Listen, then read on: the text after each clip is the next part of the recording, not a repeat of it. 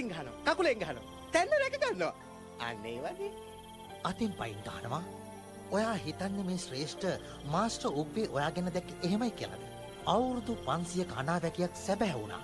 දැන් ඔයාට තියෙන්නේ කාට හරි අතින් පයින් ගහලා නගරෙ මැද්දේ දුවලා හාපටව විනෝද කරන එකද?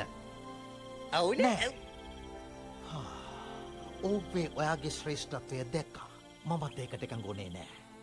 ඔයාවත් ඔයා ගැන දන්නවට වඩා දෙයක් දැක්කා. පුදුමාකාර බලයක් ඔයාට ලැබෙන්න තියෙනවා. බලයක්. හිතා ගන්නවත් බැරි තරමේ බලයක්.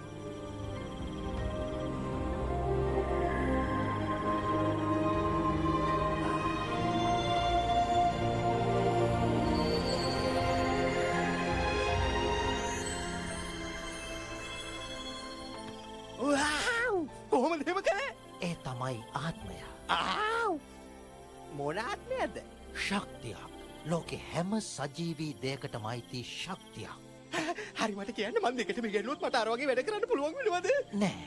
මම කියන්නේ ඔයා උගන්නනවා නම් මට පුළුවන් වෙනවා ඒ වගේ වැඩ කරන්න. ඒවද? ආත්ම ශක්තිය පාලනය කරන්න තමන්ව පාලනය කරගෙන ඉන්න ඕන. ඔග්වේ තනියම ගුහාවකට වෙලා හිටිය අවුරුදු 30ක්ම එක ප්‍රශ්නයයි ඇහුවේ. මම කවුද? මම කවුද?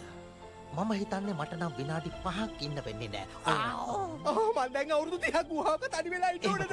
හැබැයි ඉගැන්වීම හරියට දැනගත්තට පස්සේ ඉගැන්වීම? මං කවදාවත් ඔයා වගේ වෙන්නේ කොහොමද? මම හදන්නේ ඔයාව මාව කරන්න නෙමෙයි. මම හදන්නේ ඔයාවම කරන්න.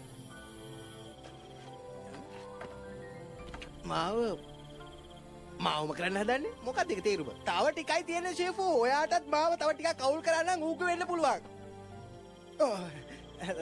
සමාව වෙන්න මට අමතකුණා ඔයා මෙතන ඉන්නවා කියලා මාස්ටර් ඌගේ. ඔයා සමාදානෙන් ඉන්න.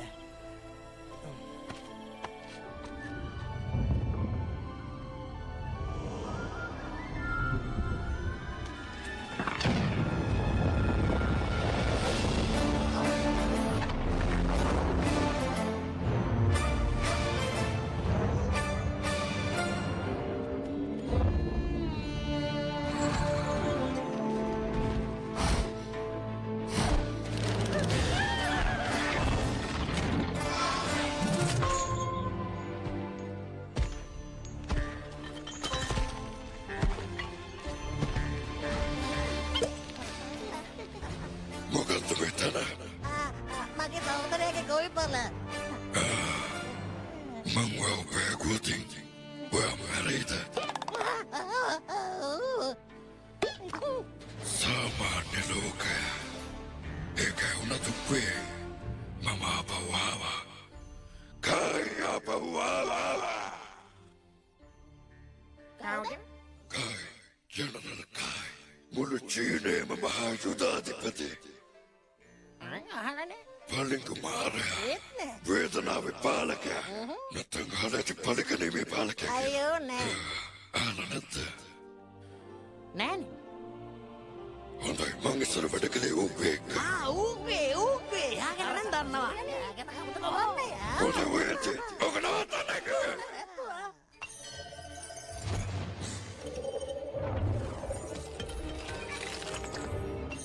ගෙන් ගෝපුරගේ කෝණය හොයාගෙන මගේ ළඟට ගෙන්න.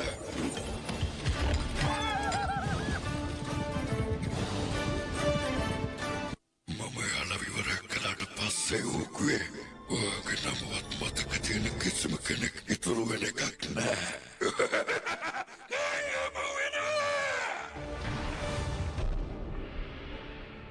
මම ලෑස්සේ.